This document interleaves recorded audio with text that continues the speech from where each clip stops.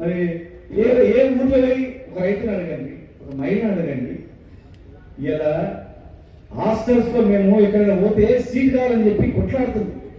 ఈ హాస్టల్లో జాయిన్ చేయాలంటే భయపడుతున్నాం. ఇలా హాస్టల్లో ఎవరైనా జాయిన్ కావాలంటే వణుకుతున్నారు. నా పిల్లలు తీసుకొచ్చుకుంటాం సార్ అని.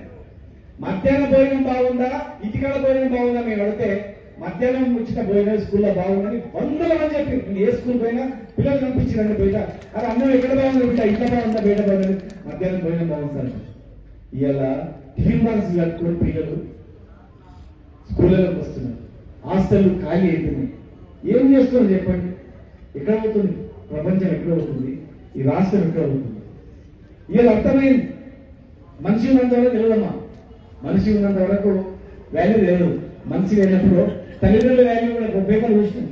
తల్లిదండ్రులు ఉన్నంత వరకు తల్లిదండ్రుల వాల్యూ తెలియదు. తల్లి తండ్రి చనిపోయాను అనుకోండి, అప్పుడు గుండె పడుతుంది, అయ్యో ఇట్లుంటుందా అని. అంతవరకు ఇట్లా మూలకు చేత కాకుండా బెడ్ మీద ఉన్నా కూడా అమ్మ వస్తాను పోయి వచ్చేటోళ్ళు. కానీ ఇలా అమ్మ లేదు నాన్న లేనికి వాళ్ళకి అనిపిస్తుంది ఎంత కోల్పోయినాడు. స్నేహితులు, మంచి స్నేహితులు కోల్పోతే కూడా అప్పుడు అనిపిస్తుంది అరే ఇంత మంచి స్నేహితులు కోల్పోతుంది కదా, తప్పు పని చేస్తుంది కదా.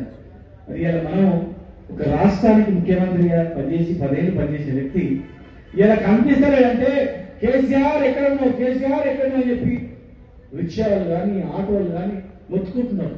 రావాలి కేసీఆర్ కానీ. మీరు గుర్తుపెట్టుకోండి, ప్రజలలో ఒక రెవల్యూషన్ వస్తుంది. ఎందుకంటే సంవత్సరానికి పరిచయం వెళ్ళిపోతున్నారు. కొన్ని ఊళ్ళలో ఇంకా 4 ఏళ్ళు చేస్తారు. తొందరగా ఎలక్షన్ వాళ్ళకి ఏం చేయాలి చెప్పండి సార్, మేము చేస్తాం సార్. తొందరగా ఎలక్షన్ వాళ్ళు ఏం చేస్తారు చెప్పండి సార్ ఊళ్ళలో. మామూలు వ్యక్తులు ఎవరంటున్నారంటే ఓట్లేసిన కాంగ్రెస్ ఓటేసి గెలిపించే అంటున్నారు సార్. మేమే కొంతమంది చెప్తున్నారు ధైర్యంగా, మేమే వేసినాం సార్ ఓట్లు, కాంగ్రెస్ వేసినాం సార్, పైసలు ఖర్చు పెట్టాం సార్. ఇట్లా అనుకోలేదు సార్ వాయక. ఇప్పుడు మళ్ళీ రావాలంటే ఏం చేయాలి చెప్పండి సార్. అంటే ప్రజలు ఇతర దేశాల్లో తిరుగుబాటు చేస్తున్నారు, మనం చూస్తున్నాం. అలాంటి వీళ్ళ ఊళ్ళకి ఇవన్నీ గ్యారెంటీలు ఇట్లా అమలు చేయకపోతే వీళ్ళ ఊళ్ళలో పోయే పరిస్థితులు ఉండవు. తెలంగాణ ఉద్యమంలో ఇట్లా తెలంగాణ జై తెలంగాణ అని చెప్పి రాజీనామా చేయాలంటే ఊళ్ళోకి రాకుండా హైదరాబాద్ పరిమితి పెట్టలేమేటో అలాంటి పరిస్థితులు వస్తుంది. గుర్తుపెట్టుకోండి. అది కూడా తొందరలోనే ఉంటుంది. ఎందుకంటే రైతు అనేటోడు అన్నం పెట్టుకున్నాడు, భరించలేకపోతున్నాడు, భారం అయిపోయింది. ఇలా పండిన పంట కూడా కనీసం పెట్టుబడి వస్తుంది, పెట్టుబడి కూడా వస్తుంది. మీరు కొనుక్కుంటామా ఏంటంటే కొనుక్కుంటారో లేదు కానీ మీ అకౌంట్లో బిల్లు వేస్తారో ఏదో వాయిప నీకు అమ్మని చెప్పి 70% మంది బయటనే. ఎందుకంటే అకౌంట్లో వాడతావో పడవో ఇవన్నీ తీసుకుపోయి అన్న వేసిన తర్వాత ఈ పైసలు తీసుకొని ఏకపోతే ఏం చేయాలని ఆ పరిస్థితి ఉంది.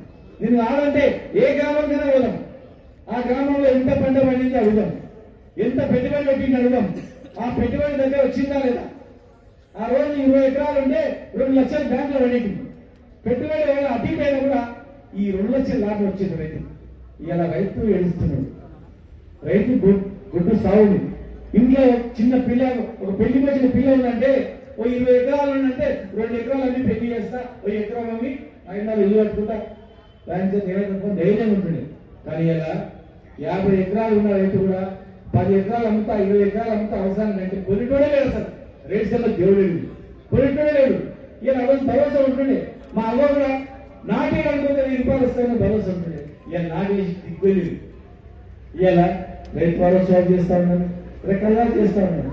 ఇలా మేము ఒకటే అడుగుతా ఉన్నాం ప్రజలందరూ కూడా, మీరు తప్పు చేసిరు, చాలా మంది పశ్చాత్తాపడుతున్నారు. కానీ మళ్ళా తప్పు చేయకండి. ఎందుకంటే ఇలా ఇట్లా అబద్ధాలు ఆడితే ఓటు వేసిండ్రు, ఇక మళ్ళీ ఇన్ని చేయకపోతే కూడా ఓట్లు వేస్తున్నారు అని చెప్పి ఉన్నాయని ఓటు గుర్తుపెట్టుకోండి. ఉన్న 2000 ఓట్లు పెన్షన్ పోతుంది, ఉన్న రైతు బంధు ఒక టర్మ్ పోయింది. ఇక మళ్ళీ 5 ఎకరాలకు 10 ఎకరాలకు ఇస్తా ఉన్నాడు, అది కూడా పోతుంది. ఇప్పుడు ఏ ఎలక్షన్ వచ్చినా ఏది కానీ సర్పంచ్ కానీ ఎంపీటీసీ కానీ ఏది కానీ ఏ ఎలక్షన్ వచ్చినా కూడా ఐక్యమత్యంతో ప్రజలు అబద్ధాలు చెప్తే, అబద్ధాలు ప్రచారం చేస్తే, హామీలు నెరవేర్చకపోతే ప్రజలు ఈ రకంగా ఉంటుందా అని చెప్పి నిరూపించకపోతే మళ్ళీ మోసపోయిన వాళ్ళం అవుతాం. మన పిల్లల కోసం వల్ల వర్ణాతీతం ఉండదు. ఇప్పటికీ ఎక్కడైనా కూడా ఏ దుకాణం పోతే గిరాకీ లేదని చెప్తారు, మనీ రొటేషన్ లేదని చెప్తారు.